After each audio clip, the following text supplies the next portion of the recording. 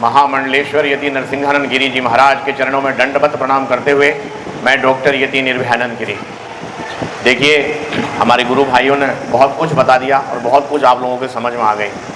श्रीमद् भागवत कथा, राम कथा, शिव चर्चा आए दिन जगह जगह पर आप लोगों को सुनने को मिलता है, ग्रहण करने को मिलता है। बात यह है कि हम जो यहाँ से सुनकर जाते हैं, हम जो यहाँ से ग्रहण करके जाते हैं, क्या हम उस पर मनन करते हैं? क्या हम उस पर विचार करते हैं? अगर विचार करते हैं तो क्या बदलाव आ रहा है? अगर बदलाव नहीं आ रहा है, आप ये समझिए कि आप यहाँ से सुनकर जाते हैं और यहीं झाड़ के चले जाते हैं। इसलिए आप लोगों को भगवान कृष्ण के मार्ग पर चलने का मौका मिला है। भगवान कृष्ण के बताए हुए मार्ग पर जब आप चलेंगे तब लगेगा कि आप श्रीमद् भागवत कथा के श्रवण करके आ रहे हैं। अगर आप राम जी के मार्ग पर चलेंगे, अगर आप हनुमान जी के मार्ग पर चलेंगे, अगर माता रानी के मार्ग पर आप चलते हैं तो लगेगा कि आप जो यहाँ पर व्यास जी गद्दी से सुना रहे हैं, जो व्यास जी आपको बता रहे हैं, उस पर आप अमल कर रहे हैं। बहुत ज्यादा समय नहीं लेते हुए हम सभी लोग, माताएं बहनें, आप लोग किसी न किसी देवी देवता के पूजा जरूर करती हैं। आप माता भगवती की पूजा करती हैं, माता लक्ष्मी, माता सरस्वती, हनुमान जी, गणेश जी, शंकर भगवान, जितने भी आराध्य देव, भोलेनाथ, माँ पार्वती। आपने देखा होगा कि सभी के हाथ में शस्त्र है और सभी के हाथ में शास्त्र है। इसका मतलब क्या है? जब पहले देवी देवताओं को अपने हाथ में शस्त्र और शास्त्र रखना पड़ता था, तो आज के समय में क्यों नहीं? अगर हम उसी के भक्त हैं तो हमारे हाथ में भी होना चाहिए। इसका मतलब ये नहीं है कि हम शास्त्र लेके, तलवार लेके गली में घूमते फिरें, ऐसा नहीं है।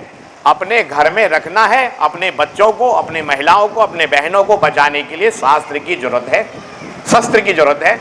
और शास्त्र इसलिए है उनके हाथों में कि हम शास्त्र को पढ़ें, श्रीमद् भागवत गीता को पढ़ें, रामायण को पढ़ें, तभी तो हमारे अंदर में ज्ञान आएगा। बताइए, हाथ खड़ी करिए माताएं, किस किस के हाथ में, किस किस के घर में श्रीमद् भागवत गीता है?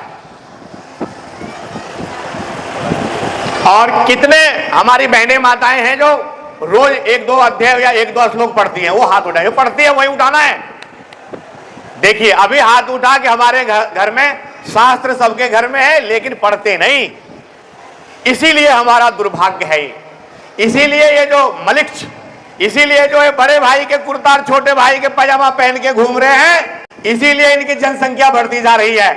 व्यास जी, हम मथुरा में गए थे, जाते रहते, हमारा सौभाग्य प्राप्त होता है। हम जाते हैं, देखते वहां पर मथुरा के अंदर एक भी मंदिर में भगवान कृष्ण के मूर्ति चक्र लेकर नहीं है। सब में बांसुरी राधा जी के साथ है, ऐसी मूर्ति है। और आजकल तो हमारी माताएं छोटे छोटे लड्डू गोपाल भी आ गए, अब लड्डू गोपाल हो गई। देखिए, दूसरा पक्ष देखिए कि भगवान कृष्ण के हाथ में सुदर्शन चक्र है। क्यों है चक्र, सुदर्शन चक्र? दुष्टों के संहार करने के लिए। क्या हम लोगों के घर में दुष्टों के संहार करने के लिए कोई शस्त्र है क्या? नहीं है। अगर आप लोग ये चाहते हैं कि हमें मोदी जी बचाने आएंगे, हमें योगी जी बचाने आएंगे, हमें मिलिट्री और पुलिस बचाने आएंगे, तो भूल जाइए। बांग्लादेश में 1.5 करोड़ अपने सनातनी हिंदू भाई थे। एक दिन 2 दिन के अंदर 10 से 12 लाख हिंदुओं की हत्या हो गई। माता बहनों के बलात्कार, छोटे छोटे बच्चों के साथ नरसंहार। क्या हम ये इंतजार कर रहे हैं कि वो हमारे यहाँ आए तब हम जागेंगे? या हमारे पड़ोस में आए दिन आप अखबार में पढ़ते हैं, आपको पता चलता है कि कल वहां पर हमारे हिंदू बहन को लेकर जो मुसलमान लब जिहाद में लेके चला गया, लेकिन हम चुप बैठे रहते हैं। हम क्यों बैठे रहते हैं? हमारा नंबर नहीं आया, हमारा नंबर आएगा जब हम देखेंगे। इसके पीछे दूसरी बात हमारे गुरु भाई ने बताई दिया कि बच्चों की संख्या जब कम होती है तो हम फिर चिंता करते हैं। एक बच्चा, जिसके घर में बच्चा स्कूल गया, उसकी माँ जो है उसका ध्यान वही रहता कि अब छुट्टी के टाइम हो गया, हमारा बच्चा लेट क्यों हो रहा, आया क्यों नहीं है, हमारा बच्चा पहुंचा ढंग से कि नहीं पहुंचा। सबको डर है। इसलिए ज्यादा ना कहते हुए अपने शस्त्र का अनुसंधान करिए, अपने शस्त्र रखिए, शस्त्र का अनुसंधान करिए और शास्त्र का अध्ययन करिए।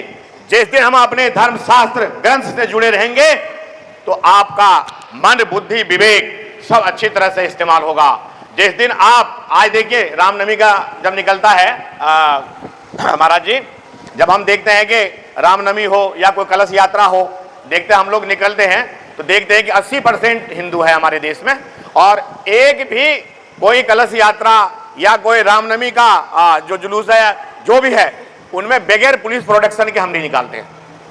जहां पर भी एक घर, 2 घर, 4 घर मुसलमान मस्जिद बन गया तो पुलिस वाले लिस्ट पकड़ा देते हैं, ब्यास जी को बोलते हैं, ब्यास जी कलश यात्रा इधर से मत ले जाना, इधर अति संवेदनशील क्षेत्र है। अरे भैया 4 घर मुसलमान है, एक मस्जिद बना दिया, अति संवेदनशील है, वहां 10 लड़के खड़े होकर पत्थर मारने लग जाते हैं, बस हम वहां से जो भाग लेते हैं, घायल हो जाते हैं।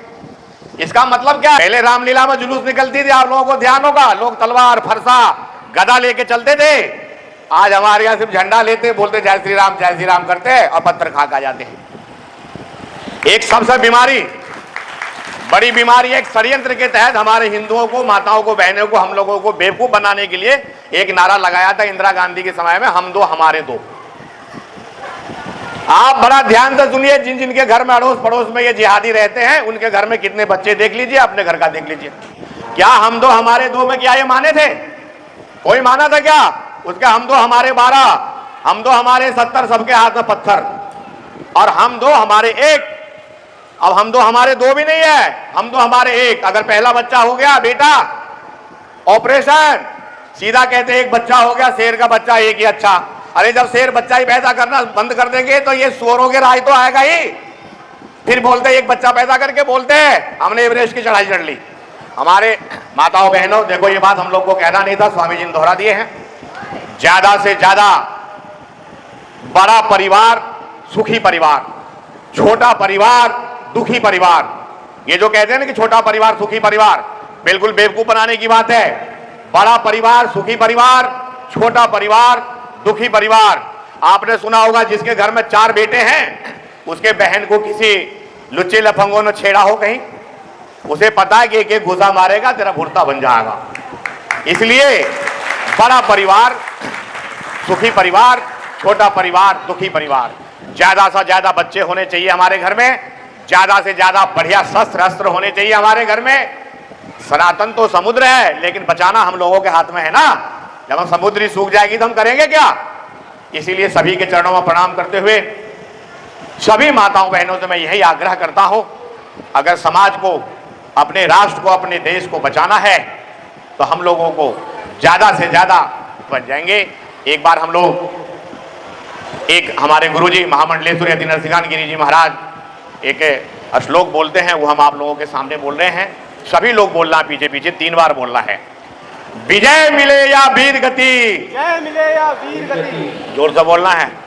विजय मिले या वीर गति, जय मिले या वीर गति, सब महादेव के नाम, महादेव के नाम, जीते जी रन छोड़ के जाना, जीते जी रन छोड़ के जाना। आवाज नहीं आ रही है, मजा नहीं आ रहा। चलो जयकारा वीर बजरंगी करते हैं।